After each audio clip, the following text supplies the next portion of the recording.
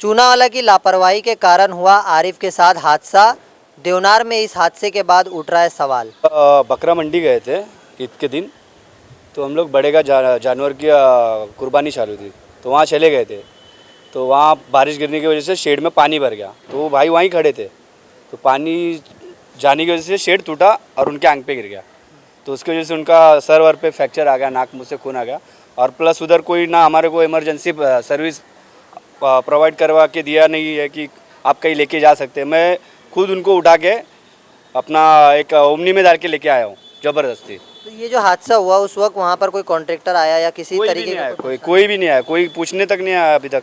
ना किसी ने अभी आके हम लोग को कोई आश्वासन दिया कि रुको, कोई हम लोग है ना, सरकार के तरफ से कोई आ रहा है ना, कोई जो कॉन्ट्रैक्टर ना उसके तरफ से कोई आया। ये आज की लापरवाही नहीं है। कंटिन्यूसली चुनाव वाले को जो ये कॉन्ट्रैक्ट अलॉट हो रहा है, ये लास्ट 15 ईयर से सिर्फ और सिर्फ इनको ही अलॉट हो रहा है। और ऐसा नहीं है कि लोगों ने यहाँ पे ऑब्जेक्शन रेज नहीं किया, बहुत से लोगों ने ऑब्जेक्शन रेज किया, बट कुछ पॉलिटिकल इन्फ्लुएंस है या उनके कॉन्टैक्ट है, वो हमेशा ही ये जो कॉन्ट्रैक्ट है सिर्फ और सिर्फ चुनाव वाले को ही मिलता है स्पेसिफिक, और कोई कितना भी बिडिंग के प्रोसेस फॉलो करे बट उनको अलॉट नहीं होता है। और इसके अंदर चुनाव वाले का नेग्लिजेंस ये है कि उन्होंने एक मोनोपोली बना ली है, वो कैसा भी काम करेंगे चल जाएगा। 25 करोड़ रुपया खर्चा होता है, आपको खुद मालूम है।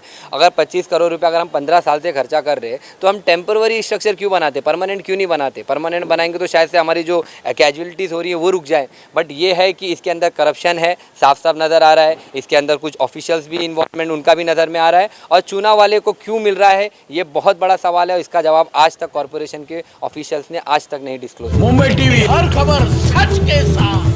मैं हूं अफजल शेख और आप देख रहे हैं मुंबई टीवी। जिस तरीके से हर साल एक ही को टेंडर देने वाला जो चूनावाला है वो कितना लोगों की जान के साथ खिलवाड़ करता है, आज एक हादसे के ज़रिए आप सुनेंगे कि मोहम्मद आरिफ शेख जो काफ़ी बुरी तरीके से शेड गिरने के कारण ज़ख्मी हुए और उसके बावजूद अब तक किसी भी तरीके का कोई एफआईआर दर्ज नहीं हुई। परिवार के लोग मौजूद है जो बताएंगे कि किस तरीके से अभी घटना के बाद उन्हें प्रशासनिक अधिकारियों से मदद मिल रही है या किस तरीके से उनकी मांग है कि ये लापरवाही को लेकर के जो है सख्त से कानूनी कार्रवाई होनी चाहिए। हमारे साथ भाई आपका क्या नाम है? अरमान। अरमान भाई, जिस तरीके से पूरा घटना हुआ है क्या हुआ था, शुरू से बताइए। वो हम लोग बकरा मंडी गए थे ईद के दिन, तो हम लोग बड़े का जानवर की कुर्बानी चालू थी, तो वहाँ चले गए थे। तो वहाँ बारिश गिरने की वजह से शेड में पानी भर गया, तो वो भाई वहीं खड़े थे, तो पानी जाने की वजह से शेड टूटा और उनके आंख पे गिर गया। तो उसकी वजह से उनका सर वर पे फ्रैक्चर आ गया, नाक मुँह से खून आ गया।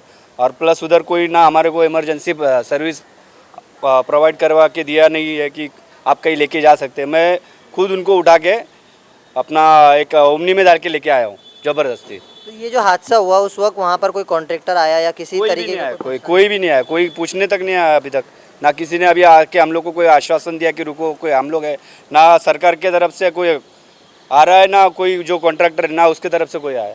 20-25 करोड़ रुपया खर्चा किया गया, कहा गया कि सारी फैसिलिटीज़ वहाँ पर है। जिस तरीके का मेडिकल फैसिलिटी कुछ भी नहीं था ना, एम्बुलेंस मिली मेरे को, मैं ओमनी में डाल के लेके आया, वो भाड़ा मार रहा था बेचारा ओमनी वाला। तो पुलिस स्टेशन के पास गए थे आप ये शिकायत लेकर? पुलिस आई थी, स्टेटमेंट लिख के गई है, उसके बाद बोले तुम कर लो, हम लोग आगे की कार्रवाई करते हैं, लेकिन अभी तक कुछ फ़ोन नहीं आया वहाँ से। तो आपको लगता है कुछ कार्रवाई होगी, क्योंकि ये लापरवाही जो एक हादसे के जरिए आया लेकिन किसी की जान जा सकती थी? जान क्या, उसके अभी जान पे ही तो आई है ना, वो उसके 2 बच्चे साथ में थे, खुदा ना खास्ता उनके ऊपर गिरता तो क्या करते? तो उधर हम लोग थे, कसाई लोग थे, उनके हाथ में छुरी है, कभी उनके ऊपर वो ट्रेन गिर जाता तो छुरी किसी और को लग जाती तो क्या करते? तो उधर अभी करो तुम लोग, कुछ आगे की कार्रवाई करने के लिए हम लोग ने फोर्स किया है, लेकिन उधर से कोई जवाब नहीं आया अभी तक। इस घटना को लेकर जिस तरीके से तमाम बातें आपने सुनी कि शेड कैसे लापरवाही के कारण बने और उसके बाद एक जानी नुकसान की जो है खबर आई, हालांकि किसी की ज़्यादा जो है इस चपेट में आने से इस हादसे का शिकार तो नहीं हुए, लेकिन कहीं ना कहीं आरिफ जो अभी इस हादसे से जूझ रहे उन्हें कैसी मदद मिलनी चाहिए। हमारे साथ लीगली बात करने के लिए एडवोकेट आबिद सैयद मौजूद है। जिस तरीके से आबिद भाई आपने घटना देखा, क्या बड़ी लापरवाही है ये? देखिए, ये आज की लापरवाही नहीं है। कंटिन्यूसली चुनाव वाले को जो ये कॉन्ट्रैक्ट अलॉट हो रहा है, ये लास्ट 15 ईयर से सिर्फ और सिर्फ इनको ही अलॉट हो रहा है। और ऐसा नहीं है कि लोगों ने यहाँ पे ऑब्जेक्शन रेज नहीं किया, बहुत से लोगों ने ऑब्जेक्शन रेज किया, बट कुछ पॉलिटिकल इन्फ्लुएंस है या उनके कॉन्टैक्ट है, वो हमेशा ही ये जो कॉन्ट्रैक्ट है सिर्फ और सिर्फ चुनाव वाले को ही मिलता है स्पेसिफिक, और कोई कितना भी बिडिंग के प्रोसेस फॉलो करे बट उनको अलॉट नहीं होता है। और इसके अंदर चुनाव वाले का नेग्लिजेंस ये है कि उन्होंने एक मोनोपोली बना ली है, वो कैसा भी काम करेंगे चल जाएगा। 25 25 करोड़ रुपया खर्चा होता है, आपको खुद मालूम है।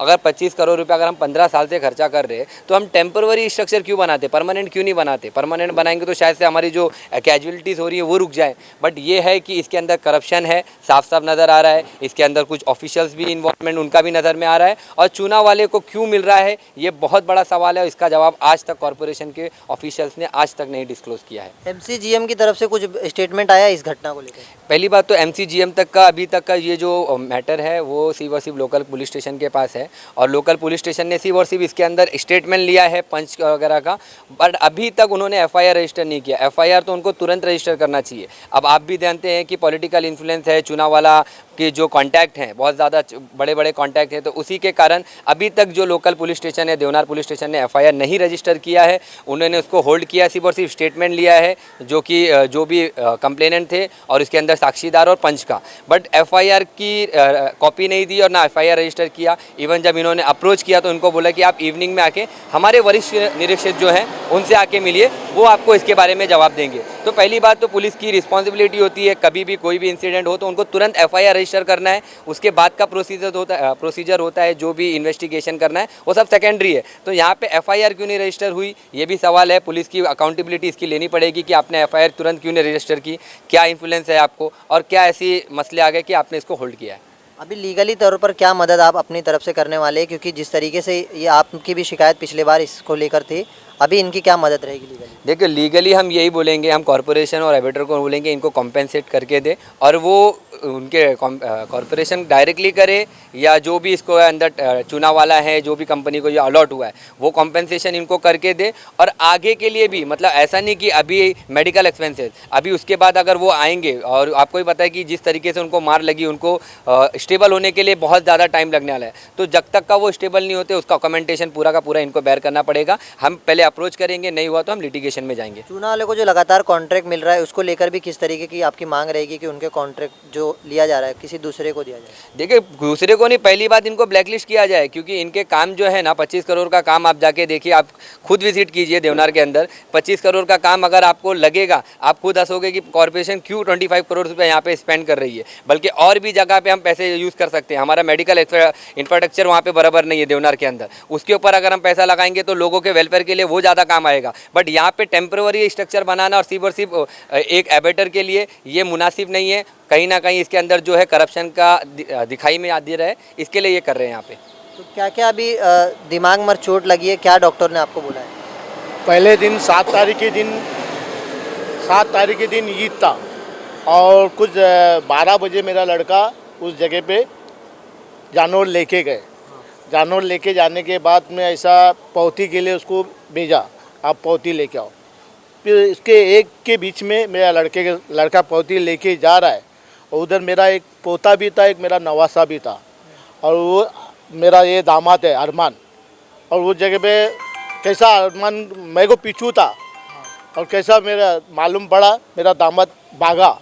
उसके ऊपर जो पानी जो सेट है उस पर रॉड रहता है लोखंड का, वो पूरा पानी भर के वो रॉड ही पूरा उसके सर पे गिर गया। और फिर बाद में अम्मुक ने उसको उठा के नूर हॉस्पिटल में लाया। नूर मेरा दामाद ने नूर पे लाया, नूर से फिर विकास में लेके गया। विकास वाले ने जवाब दिया, बोला तुम सताबी लेके राजावाड़ी लेके जाओ। तो राजावाड़ी लेके आने के बाद में उसका सिटी क्लेंस किया, उसमें उसने डॉक्टर ने बोला उसको यहाँ पे स्क्रैच आया, और यहाँ पे उसको इधर भी साइड में लगा, अंदरूनी चोट? हाँ अंदर ही। और उसका खून 3 डब्बा ऐसा खून उठा के फेंका है मेरे लड़के का।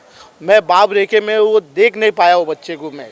मैं कैसा जेला रहेगा मैं जानता। ये लोग करोड़ रुपए का शर्ट बनाते हैं, अंडरग्राउंड सब पैसा अंदर लपेट लेते। दूसरा और भी आज मेरे बच्चे के साथ हुआ, भाई आने वाले वक्त पे अभी ऐसा शर्ट देता है लोगों को कंट्राक्ट, इसमें बीएमसी लोगों को टेंडर देता है। किस बारे में टेंडर देता है? ऐसा लोकल काम करके, और लोगों के ऊपर गिर जाए, कोई भी मर जाए आदमी, कोई उसका कानून कायदा कुछ भी नहीं है। मुझे मेरे बच्चे के लिए इंसाफ चाहिए मुझे, और उसके ऊपर कार्रवाई होनी चाहिए। और हमको आज हमारा आके पुलिस वाला हमको बोलता है इधर आके हमारा स्टेटमेंट लो। को मैंने बोला भाई मेरा बच्चे का मैं कैसा आ सकता है। 7 तारीख के दिन पुलिस वाले का कॉल आया। फिर बाद में अबीब भाई के जो साथ में है सलमान भाई, लोग ने सब जाके पुलिस चौकी में वो मैडम को लाया। को रात को 11 बजे मेरा और मेरा दामाद का स्टेटमेंट लिया है। कोई स्टेटमेंट लेने के बाद में ये लोग फिर कल गए, कोई जयपाल का भी हम लोग को मिला ही नहीं है उसके खिलाफ में। क्यों नहीं मिल रहा है, उससे क्या ऐसा है प्रॉब्लम है लोगों को मिलने चाहिए ना। हमारे साथ में बच्चे के साथ इतना हो गया, आज ये हो गया, आज हम लोग राजावड़ी से लेके बोला साइन लेके जाओ, हम लोग को डर पैदा हो गया। फिर हम लोग ने यहाँ वहाँ से पैसे करके, हमारे सब लड़की लड़का ने सब पैसे करके लाके ये हॉस्पिटल में हम लोग ने उसको यहाँ पे शिफ्ट किए। अभी इंसाफ की मांग है। अभी इंसाफ की यही मांग है भाई। मेरे बच्चे इतना दिन, अभी 6 महीना साल भर उसका दिमाग के हाल से, वो कल का तारीख उसको याद नहीं है, कल मेरे साथ क्या हुआ, उधर जाता को कुछ याद ही नहीं है, उसके दिमाग हाल चाल सही नहीं है। अभी आज भी सिटी स्कैन किया, अभी भी डॉक्टर ने बोला थोड़ा रुको, अभी यहाँ पे हमारा खर्चा बढ़ते जाएगा। तो ये सब कौन करेगा? हमको गरीब है, हमको मर गए ना, हमको इंसाफ देने वाला कौन है? कोई नहीं है। तो ये चुनाव वाला सबको ऐसी चुना लगाता है, इसके ऊपर कार्रवाई होनी चाहिए। इसको टेंडर नहीं मिलना चाहिए, तो उसको 12 साल से टेंडर क्यों देते हैं इसको? ये बीएमसी भी उसमें शामिल है, सब मिलके शामिल है ना, सबके ऊपर जो इसके साथ है वो उसके ऊपर। और इसके पहले भी 2 दिन पहला वो सिप गिर गया, वो शर्ट, ऐसा कोई भी मरते रहेगा, कोई कानून नहीं है। इसके लिए मैं आपसे लोग से सबसे ये विनती करता है, इसके ऊपर तुरंत कार्रवाई, अच्छे से कार्रवाई होनी चाहिए। तो जिस तरीके से इन तमाम लोगों का कहना है कि जिस तरीके से आरिफ का जो हादसा हुआ है वो कहीं ना कहीं आंख खोलने के लिए प्रशासन को बहुत ज़्यादा ज़रूरी है, क्योंकि इस हादसे के बाद अगर किसी बड़ा हादसे का यहाँ पर इंतज़ार किया जाएगा तो कहीं ना कहीं ये कह सकते हैं कि चूनावाला के साथ सारे प्रशासनिक अधिकारियों की मिली भगत है। अब ये देखना इस मामले पर कैसे इंसाफ जो है वो आरिफ को मिलता है और कैसे इस मामले पर चूनावाले पर कार्रवाई होती है। कैमरामैन आमिर सईद के साथ अफजल शेख, मुंबई टीवी।